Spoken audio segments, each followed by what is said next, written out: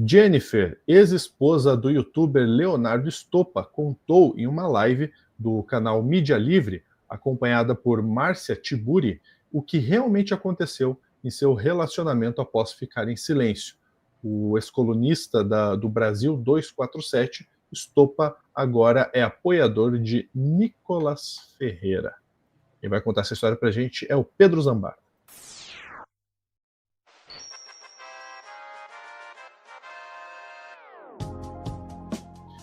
Vamos lá. O Pedro conhece bem essa história, tem bastidores, tem informação e vai contar tudo pra gente. Lembrando de você seguir o Pedro no @Drops de Jogos, tem canal, tem YouTube, tem Instagram, tem tudo.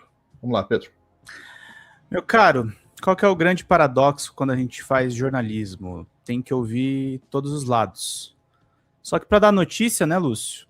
Você tá chovendo do lado de fora. Quando tá chovendo, você não tem que ouvir dois lados. Você tem que ir para fora e ver se tá chovendo, né? Tem que verificar qual que é a verdade da história. Eu assisti as lives do Leonardo. Eu conheço o Leonardo Stoppa de vista. Eu trabalhei 8 meses para o Brasil 247. Foi um pouco antes da eleição do Bolsonaro. Ele é um youtuber com quase 500 mil de inscritos, que estava desde a fundação da TV 247.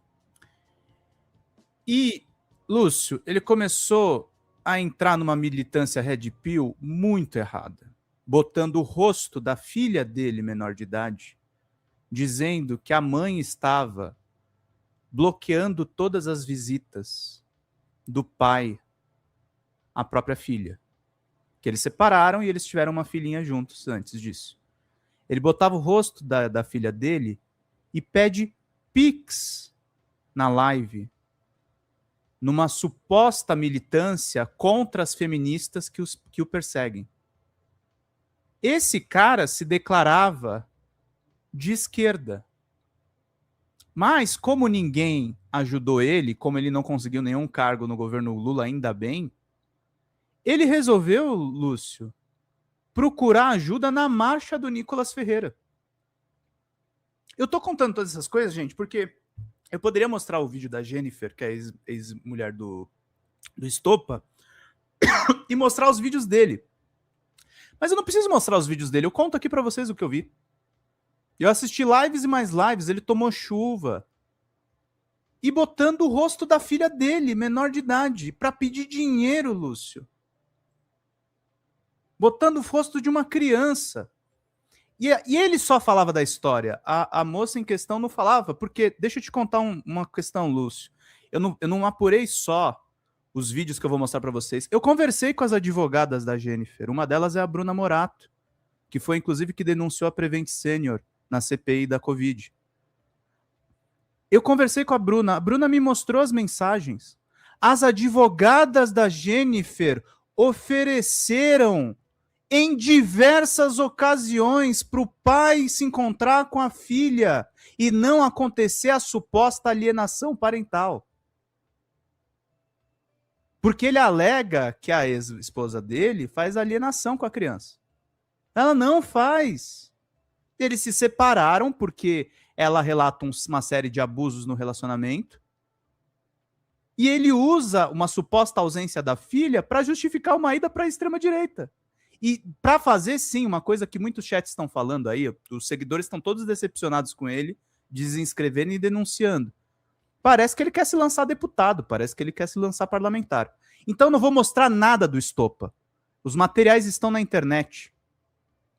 Dá para vocês verem no canal dele.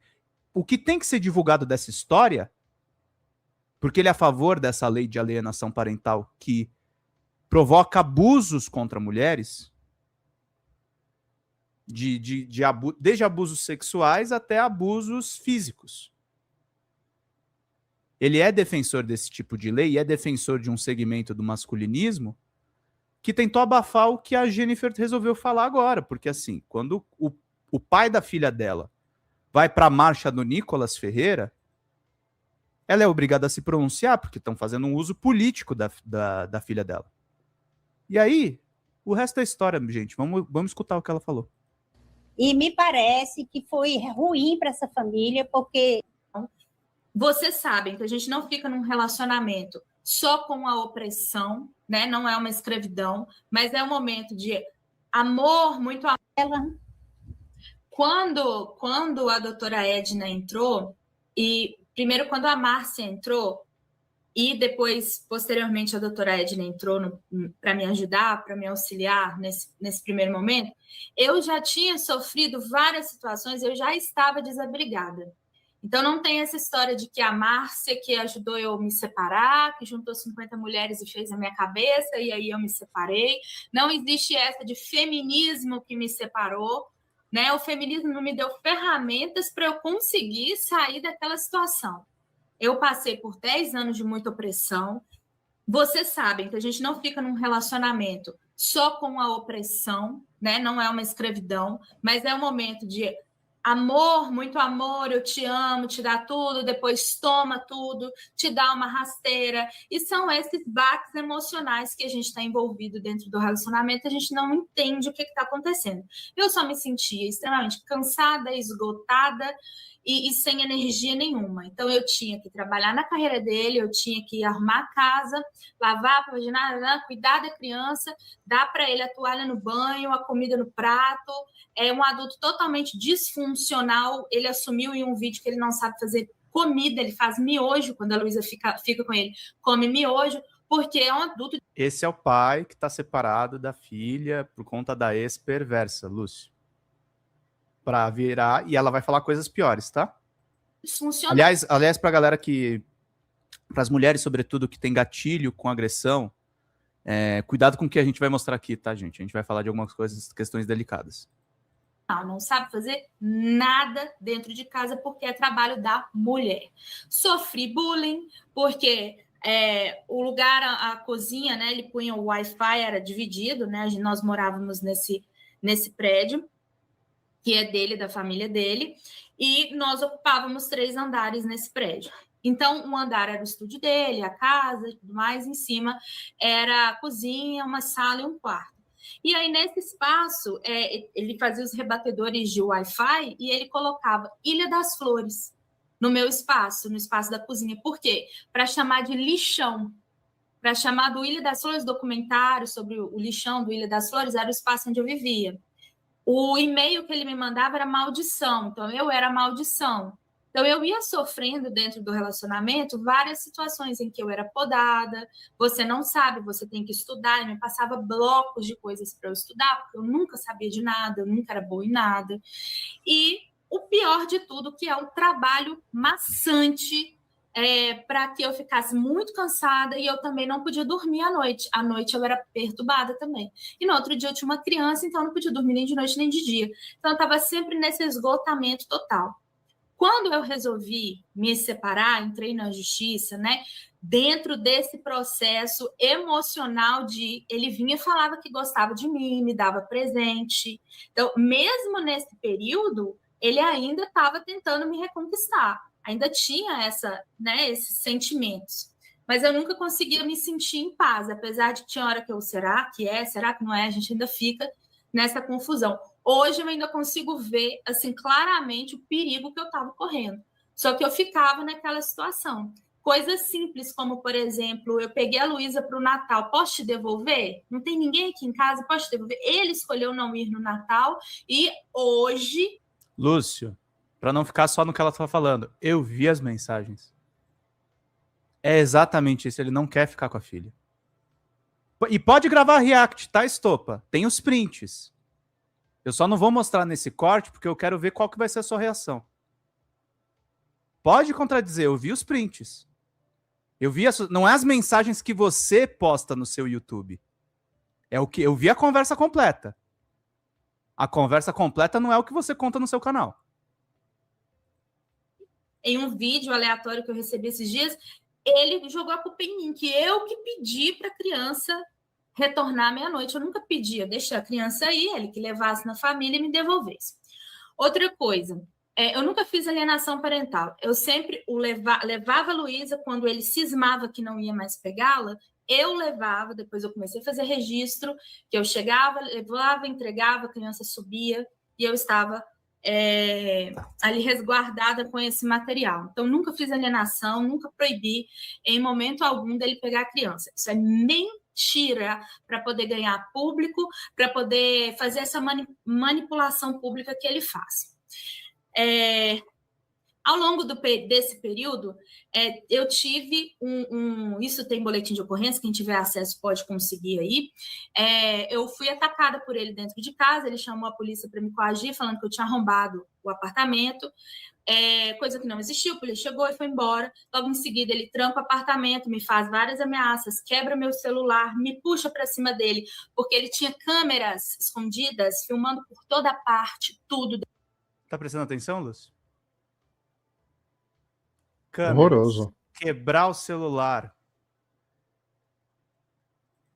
Depois eu fui descobrindo essas câmeras e me puxa para frente e fala, tem uma câmera ali, ó, a câmera vai filmar você me batendo, e ele me puxando. Quando eu consegui sair, eu abri a porta, fui para a rua sem telefone e gritei na rua pedindo ajuda. Ninguém me ajudou. Passou uma vizinha da rua de baixo, que nem era moradora de lá, passou de carro e chamou a polícia para mim. Nesse primeiro momento, o irmão dele apareceu e eu falei, isso é um pedido de socorro, não aguento mais conviver com essa pessoa, que ora é uma coisa, ora é outra, essa instabilidade emocional.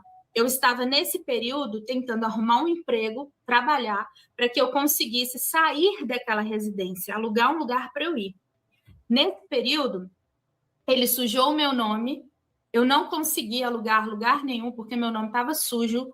Ele parou de pagar o cartão de crédito da família, porque como eu trabalhava com a família, né? Ele parou de pagar o cartão de crédito da família. Pedro, você está sabendo como é que está a posição dele no 247? Eu espero que ele não esteja mais lá. Eu espero. Sinceramente. Sinceramente. Eu não sou desses caras que gostam de fiscalizar o vizinho. Todo mundo lá é crescido e adulto, mas isso aqui é uma vergonha. Manter um colunista que faz esse tipo de coisa e ainda vai para a marcha do Nicolas, Lúcio. Que foi só aumentando a dívida, eu não tinha condição de pagar, ou seja, eu não tive condição de sair do apartamento, mesmo eu querendo. Eu passei meses dormindo no sofá, porque a minha ideia, né, dessa parte de cima era sair de lá com a Luísa. Eu pedi nesse dia do boletim de ocorrência, né, enfim, que a gente teve essa divergência, né? Teve é isso, né? O boletim de ocorrência. Eu pedi o irmão dele para retirar ele de casa, que eu não aguentava mais viver lá. O irmão dele tirou ele de casa. Não teve medida protetiva, não teve nada, que eu achava assim. Ele teve um surto, é um momento, isso vai passar, a gente vai resolver tudo e vai ficar tudo, né, amigável. Mas não foi. Eu fui sofrendo violência psicológica depois, eu tinha que devolver tudo de valor que estava dentro da casa, os equipamentos dele, ferramentas, tudo sobre ameaça dele me processar. Então, ele falava comigo que ia me processar se eu ficasse com o martelo dele. Você é apropriação indébita, e por aí vai. E aí eu ia devolvendo para ver se acabava com aquilo. Eu estava sempre no lugar de ceder para acabar com o conflito, mas o conflito nunca acabava com ele. Era sempre mais e mais e mais. Eu parei de conversar com ele em 12 de março de 2023, porque, ao deixar a Luísa, ele me mandou uma mensagem falando que ele queria uma câmera de segurança que eu tinha pego, porque estava me incomodando. Eu tirei a câmera e guardei, que também era minha, né? Também era um patrimônio meu. Guardei a câmera. Aí, ele queria aquela câmera, eu falei que não ia entregar. Recebi a Luísa e logo no meu WhatsApp chegou uma mensagem dele falando que ficou sabendo que eu estava vendendo drogas. E se a polícia pegasse, eu iria ter muita confusão e acabar com a minha vida e a vida da Luísa. Logo eu, naquele momento, eu fiquei tão nervosa que eu tive hemorragia. Comecei a procurar pela casa para ver se ele já tinha plantado alguma coisa em algum lugar. E no dia seguinte, eu fui pedir a medida protetiva. Essa é a história, Lúcio. Entendeu porque eu não estou mostrando nada do Estopa aqui? Uhum. A versão dele está no canal dele, tá, gente? Eu não estou nem escondendo onde está a outra versão da história. A Nathalie Macedo, que é colunista lá do DC, me escreveu isso aqui. De progressista a álibi, Léo Stoppa vira peça útil para a extrema-direita. Vamos ler aqui rapidinho. Jornalista e influenciador Leonardo Stoppa, depois de anos de análises políticas progressistas, decidiu caminhar ao lado de Nicolas Ferreira na passeata golpista, que, como sabemos, terminou mal. Ele, ferrenho crítico da direita, construiu sua imagem pública no campo progressista e agora se associa ao principal nome jovem do bolsonarismo. Como justificativa, ele afirma que participou de uma caminhada em defesa das pessoas presas por tentativa de golpe de Estado em 8 de janeiro de 2023, alegando estar defendendo as pobres vítimas do Estado, pais e mães afastados dos filhos e, portanto, das próprias crianças. Essa narrativa não se sustenta. Quem participou da trama golpista sabia das consequências. Não se tratam de vítimas ocasionais, mas de agentes de um projeto que atacou a democracia. O DCM vai mais numa linha de fazer a crítica política. E detalhe, né, Pedro? Só para complementar aí o que a Nathalie falou, boa parte dos presos do 8 de janeiro já estão em prisão domiciliar ou estão com outro tipo de pena. Então essa narrativa aí não cola. Não. Aí tem uma coisa só que eu queria mostrar antes de encerrar o corte. Eu só vou tomar um pouco de cuidado. Como é que é? Lula... Foi uma coisa que estava de fora do roteiro. Ele deve ter tirado o vídeo do ar. Mas tinha um vídeo antigo dele que ele dizia que o Lula tinha sido afetado por raios gama na época que ele estava preso. Eu estava tentando encontrar esse vídeo. Até mesmo na questão das análises políticas, acho que o Stoppa sempre foi fraco. Agora, essa história pessoal dele, do relacionamento dele, que obviamente é uma coisa que deve ser resolvida entre eles, isso mostra muito sobre o caráter dele, né, Lúcio? Raio gama, tô até agora tentando entender que argumento é esse. O Lula vai virar o Hulk, por acaso? Brincadeiras à parte... desculpa, Pedro, pode falar. Imagina. Não, pode falar. Vai lá. Brincadeiras à parte, esse depoimento da Jennifer, e como o Pedro falou, eles vão resolver isso na justiça. O depoimento da Jennifer traz um ponto que eu queria destacar aqui, Pedro, sobre o quão importante é a independência financeira para mulheres, né? Uhum. Quando casos de abusadores, muitos abusadores se utilizam da dependência financeira das mulheres para mantê-las em casa, mantê-las num casamento abusivo e tóxico, porque elas não têm para onde ir, não tem nenhum tipo de economia, não tem muitas vezes nem conta no banco, porque a conta ou é conjunto ou é a conta do marido, não tem emprego, né? Não tem nenhum tipo de sustento, uma forma de sustentar a si e a sua família, às vezes nem tem parente também a quem possa socorrer. Então, a independência financeira é também uma forma de lidar com abusos, né, para que não aconteça o que a gente ouviu que a Jennifer depõe ali, né, que diante de um abuso, ela não tinha nem como se sustentar, ela não tinha como abrir uma conta, ela não tinha como fazer um financiamento, um aluguel, alguma coisa assim, porque o nome estava sujo, porque dependia do cartão, da família, né, que ficava aos poderes, segundo ela, do rapaz. Então, é importante que a gente olhe para isso, desse recorte de depoimento também, entenda que é importante, sim, para as mulheres terem sua independência financeira, mesmo que o casamento seja perfeito, tá? Pelo menos é o que eu entendo que faz sentido. Pedro, ficamos por aqui? Tem algo a mais que queira trazer? Não, só uma última coisa. Desconfiem muito nessas pessoas que vão com esse discurso anti-identitário. Isso é uma praga que está dentro da esquerda. É evidente que a análise marxista e a análise de classe ela é fundamental, mas eu não consigo confiar, Lúcio, em quem usa uma criança menor de idade para fazer campanha política na internet.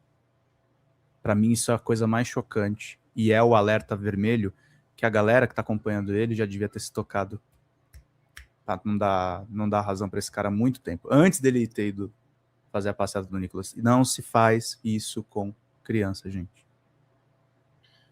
O que você acha de tudo isso? Comenta aqui embaixo. Grande abraço, até a próxima.